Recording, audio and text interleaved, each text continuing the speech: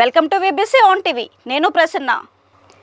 నర్సీపట్నం నియోజకవర్గంలో యువత జీవనోపాధికి పరిశ్రమలు ఏర్పాటు చేస్తానని, నియోజకవర్గంలో ఉన్న పలు సమస్యలపై తాను సిద్ధం చేసుకున్న విజన్పై మాజీ మంత్రి అయ్యన్న పాత్రుడు మీడియా సమావేశంలో వివరించారు. ఈ సందర్భంగా టీడీపీ అధినేత చంద్రబాబు నాయుడు ముఖ్యమంత్రి అయ్యి నేను ఎమ్మెల్యే అయితే నర్సీపట్నంను అభివృద్ధి చేస్తానన్నారు. ప్రభుత్వ ఆసుపత్రిలో వైద్య సేవలు మెరుగుపరిచి పూర్వ వైభవాన్ని తీసుకువచ్చేందుకు కృషి చేస్తానన్నారు. మూతపడిన జీడిపిక్కల ఫ్యాక్టరీల నిర్వహణకు విద్యుత్ ట్యాక్సులపై రాయితీ ఇప్పించి మహిళలకు జీవనోపాధికి ఏర్పాట్లు చేస్తానన్నారు. టౌన్లో ఉన్న నాయకులు కానీ, మండల నాయకులు కానీ, మున్సిపాలిటీకి సంబంధించిన నాయకులు కానీ ఎంతో బాధ్యతగా ప్రవర్తించి మరి కార్యక్రమం విజయవంతం చేసినందుకు మా తెలుగుదేశం పార్టీ నాయకులకి, జనసేన నాయకులకి, బీజేపీ నాయకులకి అందరికీ కూడా నా తరఫున మనస్ఫూర్తిగా నా ధన్యవాదాలు తెలుపుకుంటున్నాను. ఈ నాయకుడు అన్న తర్వాత ఒక విజన్ ఉండాలి. పోటీ చేస్తున్నప్పుడు ఒక విజన్తో పోటీ చేయాలి. నేను ఎప్పుడు కూడా ఈ ఎలక్షన్ కూడా ఒక విజన్ డాక్యుమెంటరీ రెడీ చేసుకుంటాను. అలాగే ఈ ఎలక్షన్ కూడా ఒక విజన్. ఏదో గాలి మాటలు జగన్మోహన్ రెడ్డి లాగా గాలి మాటలు చెప్పడం మాకు అలవాట్లేదు, అబద్ధాలు చెప్పడం అసలు అలవాట్లేదు. ఒక విజన్ పెట్టుకుంటాం, మనసులో మైండ్లో విజన్ తయారు చేసుకుంటాం.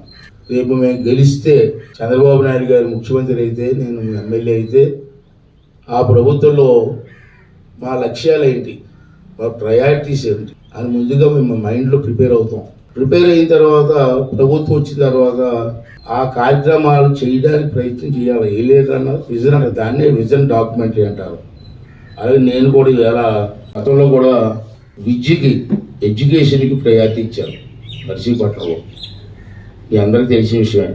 డిగ్రీ కాలేజ్ కానీ, పాలిటెక్ కాలేజ్ కానీ, ఐటీ కాలేజ్ కానీ, నర్సింగ్ కాలేజ్ కానీ, ఇంజనీరింగ్ కాలేజ్ కానీ, ఇంజనీరింగ్ ప్రైవేట్ కాలేజ్ అయినా సరే ఆ రోజు చంద్రబాబు గారికి వెళ్ళి సంతకం పెట్టించింది నేనే.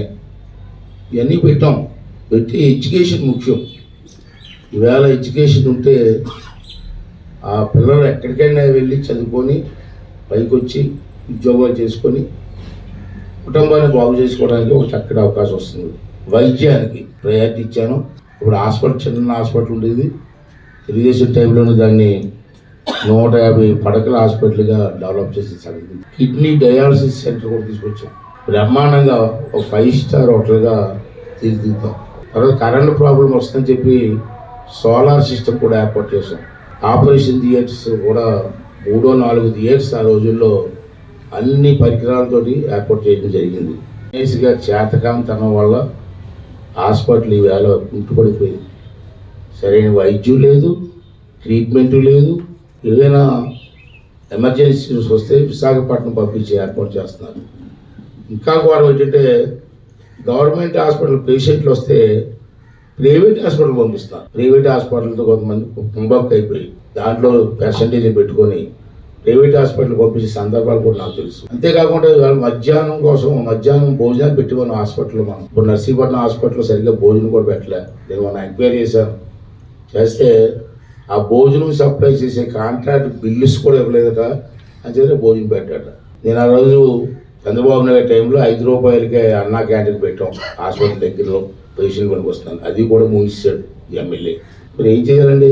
అంచేత నెక్స్ట్ నేను ఇచ్చిన రేపు దేవుడి దేవాలయం వస్తే మళ్ళీ హాస్పిటల్కి పూర్వ వైభవం తీసుకొచ్చి అన్ని సౌకర్యాలు కూడా హాస్పిటల్లో ఉండి ఈ ప్రాంతంలో ఎవరు వచ్చినా ఇబ్బంది లేకుండా చేయడం కోసం ప్రయారిటీ పెట్టుకోవడం జరిగిందని చెప్పి ఈ సందర్భంలో మీ అందరికీ మనం చేస్తున్నాం.